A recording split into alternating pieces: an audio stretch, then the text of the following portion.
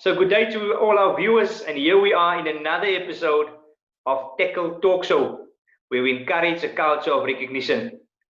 To my co-presenter all the way from Cape Town, how are you, Alberic? How's Danny? Yes, we've got a very inspirational guest on our show today again. He's a former rugby player who's successfully made the transition from sport to business. So let's welcome Germaine Brinkhuis. Good afternoon, gentlemen. Thanks for having me. Germaine, tell us a little bit more about Germaine Brinkhuis and where it all started for you. Yeah, it basically all started back in the yard in Blackheath, where I grew up with my grandparents, playing street rugby, yard, we call it yard rugby, two-man, four-man game, two to a side, and that's where it started. From there, I was a little bit overweight at primary school. I couldn't play, so I was always the toucher, and that made the drive a little bit. I could only play friendlies. From there, I went to Castlesway High to further my education, and the rugby was actually quite dead there, and we started the rugby team again, and we played a lot of friendlies. We had guys like Regan Peterson, Bola Conradi, that everyone knows. He was at school with me. I was his number 8 at school, and that's how it grew. And at school, I didn't play Cravenwick because I was quite young when I finished matric. So I played Western Province under 17. From there, after school, I went to go play for Bellville Tech, the old Bellville South. After that, I went to go play for Tygerberg. And during this period, I made all the Western Province junior teams. I played Western Province under 21 for 3 years, and so forth and so forth. And after Bellville, I joined Tygerberg in that era, where Tygerberg was well known and it dominated, won the Super League A. And that's where it started. That's me. I'm a grandmother's child, so she made us tough, and yeah. Also, I'm glad you touched on the Tygerberg Rugby Club, because obviously in that period when you played there, it was quite a golden period for Tygerberg Rugby Club. How did that period shape your career, and how did it help you going forward in life as well? You know what? We were a special bunch of players. We were a special group. We played for the crowd. We tried to be better each day. We motivated each other. We were friends on and off the field. We actually empowered our community. That was our biggest drive, because there was about 30,000. When we played Marty's, there was about 30,000 people at a field on a Saturday, and that was unheard of in this time. So it was actually an inner drive to perform for our people in the communities, and the bonds that we built that time is still there. I'm still on the Tygerberg Legends group, on the Old Boys group, where we chat about different stuff. If I weren't on this show today, I would have helped with my Tygerberg, the 98 team. They're actually painting one of the ex-players, their mother's house today for Mandela Day.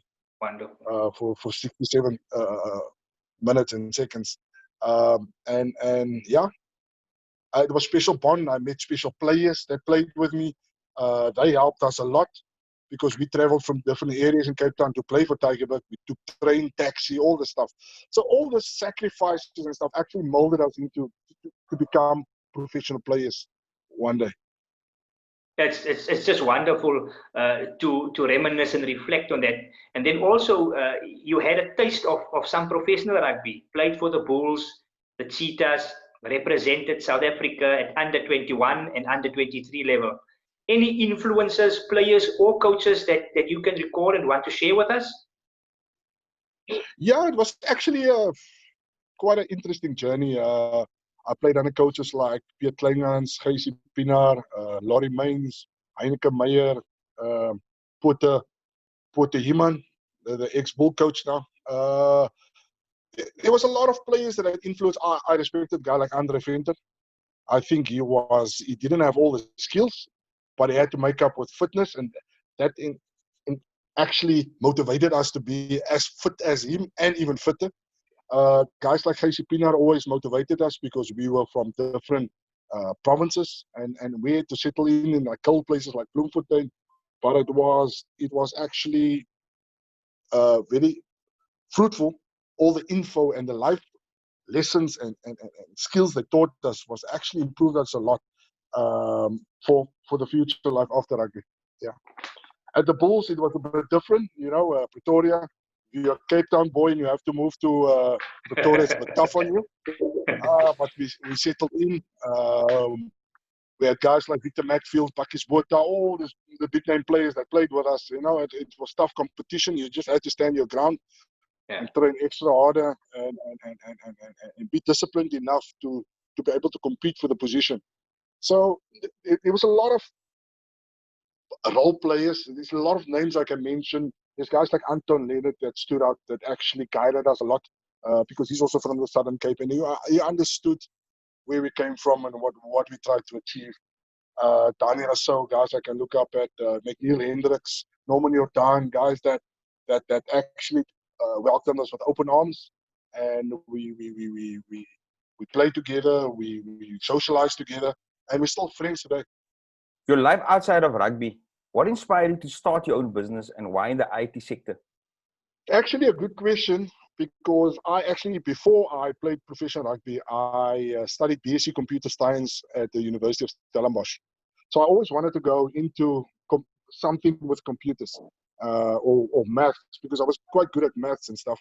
And eventually how I got back into IT, I was playing for the Bulls. And there was this guy that started his IT company in Pretoria, and he needed some rugby tickets for Springbok All Black test. And I had 4 extra ones. And we met up, and I actually sold it to him. And afterwards, I heard he had an IT company in Cape Town as well. And he wanted to empower small IT companies or SMMEs, empower them with skills and growing them and helping them with a lot of stuff. And I actually became friends with him. And subsequently, I had an ankle injury that was affecting my rugby. And when you have that in the back of your head, you have to prepare for the future, because with a big ankle break, it's going to catch up to you one day. And I registered the company in Pretoria. It cost me $400 that time, and I just decided, listen here, I need to prepare myself for life after rugby, because this ankle is not going to carry me for another 10 years playing rugby or professional sport. And I registered the company. I started with selling stationery, doing everything. Because I from being a student to playing professional rugby, I never worked full-time at a company or any organization besides rugby. And I just registered the company and I started. And one thing led to other. I met this guy in IT. I moved back to Cape Town. I worked for his company while we were growing my company, and one thing just led to another. I played to my strengths. I used some business skills that I developed in sport, because sport and the business side is actually one thing. It's just a little bit disguised. You must just play to your strengths, because for example, when I go to a client, we'll have a half an hour meeting and I'll speak rugby 25 minutes and 5 minutes business. So and we seal the deal. So yeah, basically that's that. You spoke now about life after rugby, and a lot of rugby players now has realized the importance of having something to fall back on. How do you use the norms and values that you've obviously learned on the rugby field to catapult and propel your business from a day-to-day life? The first thing you learn is that you come from a sporting environment and a team sport. So for you to be successful, you need to establish a good team and a team spirit in your organization that you start. And one of the other stuff that I actually instilled in my business and my personal life is, no matter who you are, where you come from, what sporting background you come from, you have to stay humble. Point number one. Point number two, you have to be a student. You want to get better, and you want to learn more, and not be Mr. Know-all. Thirdly, because I came from a sporting background, I had to play to my strengths. So people knew me from rugby, so I had to pounce on that rugby, the name. Because I come from sport, I had to pounce on people that wanna associate you with rugby, but then I bring the business part in, and it actually turns into business. And that's how you grow it, you know. You have to stay humble. That's one thing I actually emphasized. You need to understand where you are in life and what role you can play, not just in business, but in life. And if you bring that together, you'll succeed in what you do. You'll succeed. Because I always speak to my one friend about the universe. So you need to feel, you need to see the opportunities. Like you see the opportunities on the rugby field, the pause, the gap. That's how you have to live your business life as well. Like you're a rugby player. You see the gap, you see the pause, you know when to leave, hands out of the ruck, continue to the next ball. Exactly that. Wow. Germaine, we've also heard that you give back to communities through sport and business. What areas do you specifically focus on? There's actually two areas I focus on because I've got a well-established business over the years now. So I've got about between 8 and it varies all the time, 12 subcontractors. We help individuals start the business, grow it, develop it. And a lot of that subcontractors actually grew big enough to run their own businesses on their own, doing their own stuff. And some of the other guys are still with us as a subcontractor. We help them with CSI projects. We'll help them with laptops, work. We'll subcontract some work to them. We'll help them with education stuff, training, free training. We'll give them some laptops. And that's the one portion. The other portion is because I come from a sports background, I'm involved with coaching. So we help a lot of development with coaching. I coached at where my family's from, Salarispas. I coached there. I coached at the University of Stellenbosch. Currently, I'm coaching at Strand Rugby Club in Strand. And we're starting with this whole holistic development of balanced individuals. So we're starting with under 20s, getting in the driver's license, getting them into jobs, getting them into college. Yeah. And that's a daily thing what we do, and that's basically the two avenues I pursue when it comes to community assistance and CSI projects and all this type of stuff. It's wonderful. So, man, it's just great to hear how you are still involved in the community and giving back to the youth listening today, to the youngsters that want to be a Germaine Brinkhuis, successful rugby player, making a transition into being a successful businessman.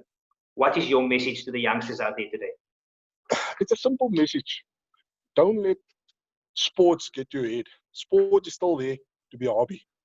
If you want to be a successful, not just a businessman, person in life, you basically have to go for your dreams. Go for your dreams, no matter what it is, how big it is. But you must be able to work hard and not want to get handouts and all this type of stuff. There's no handouts in life. I think for us as sportsmen, and me specifically, and I grew up with a lot of big name sports players, I think they never catered for the years ahead, for the future. So that in our country, basically, we've got sports, and sports became professional, but it's still so amateur, and you can't depend on it for the rest of your life. So you actually have to start something at an early age. So study, start a business at a young age, do entrepreneur skills, see the opportunities, because the entrepreneurship will actually help you see that rough diamond that's lying next to you. Why are you walking the street? Why are you playing on the field? And I think a lot of our guys look past all this stuff because they're so focused on the sport. A sport is just a medium, and it should still be a hobby, although you get paid to get somewhere. But use the sport to grow your brand, use the sport to grow your business, and because one day you want to give your family a better life, and you want to be a successful businessman or employee, whatever the case might be. But I think a lot of the youngsters are so stuck into the not just rugby, the sports mind. I want to be this. There's only space for, in our country, for about every generation, about 5 to 10 players that will become multimillionaires. So you have to work extra harder. Yeah. Map where you want to go. That's one of the key stuff. Map where you want to be, when you want to get there. And eventually that stuff will be stuck in your head. and you work on that constantly in the back of your mind, how I'm going to get there, I'm going to start my business, what I'm going to do, I'm good at this, I'm going to pursue that business, and not end of the day stand around after you stop playing your sport or rugby and standing around for handouts and people feeling sorry for you, and yeah. So it's actually an easy transition while you're on the high. You must just educate yourself, stay humble, and follow your dream. Fantastic, fantastic, inspiring words from Mr. Germaine Brinkhuis. I hope that those words will inspire many youngsters to start their businesses, follow their dreams, and really reach for the sky. Like our slogan says, we encourage a culture of recognition. Today, Germaine, we want to thank you for being an inspiration, for really sharing your story with us, and for making time to being on Têkkel Talk Show. We wish you well on your future endeavors, and I'm pretty sure that this show will inspire others to follow suit. Alberic, thanks a lot for you as well for joining me. Guys, please watch the show. Please share your comments, feedbacks, like our social media platforms at Têkkel Chat. Until next time, cheers.